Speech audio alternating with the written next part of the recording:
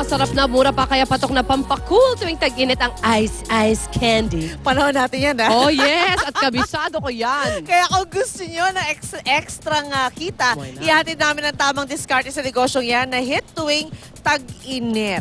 Paano nga ba gumawa ng mabentang ice candy? Lavelia. Lavelia. Nako, eto na nga mga Mars at mga kababayan ko, di ba? Summer na, pero ito ang pinakabongga dahil hindi lang tuwing summer, itong ice candy na ito dito sa Antipolo, mabenta. All year round daw ay mabenta. Bakit naman hindi?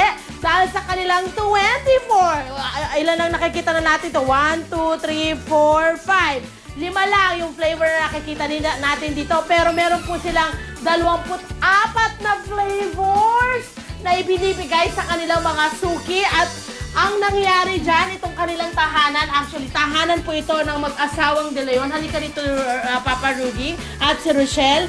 Sila po ay nag-umpisa sa halagang 20 pesos.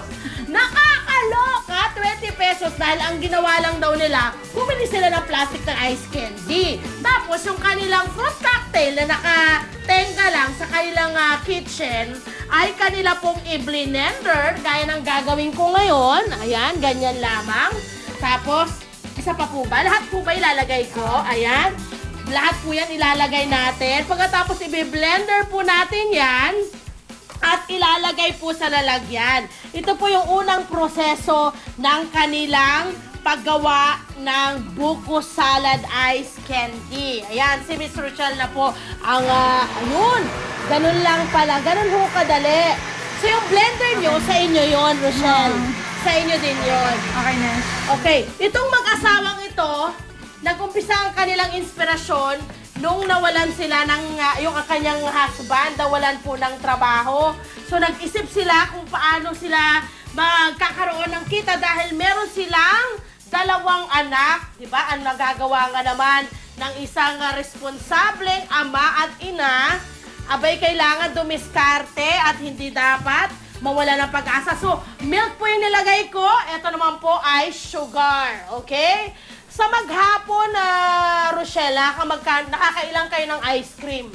Ice candy, 13,000. Ay, ice candy, sorry. Kasi parang ice cream po yung kanilang ice candy, sorry. Ilang napoproduce nyo? 13,000. 13,000, okay. Alam nyo na ngayon, okay, na meron pong pera sa ice candy. Halika dito, Rochelle, samahan mo ko.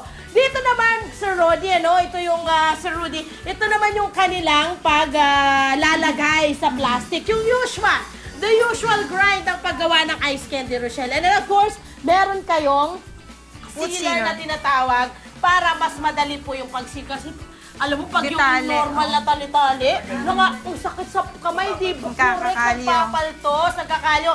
Makikita mo natin lahat ng flavors dito. Personal pong hinahalo yan ng ating si Rochelle dahil meron na pong sikreto bakit mala ice cream yung kanilang ice candy. At hindi lang yon, titikman ko raw dahil paborito ko ang mangga or paborito ko ang salad pala. Dito ako sa fruit salad. O, di ba, tinan mo, texture pa lang. Hindi, plastic pa lang yun. Oh, wow! Para to namang ice cream tong ice candy nyo! Lasang-lasa ang pagkakaroon ng fruit salad. Very, very, very good. Ako, studio. Gusto nyo ba to? Ay, hindi gusto nyo to. Ang kapala? Halagang 3 piso lang to. Yes!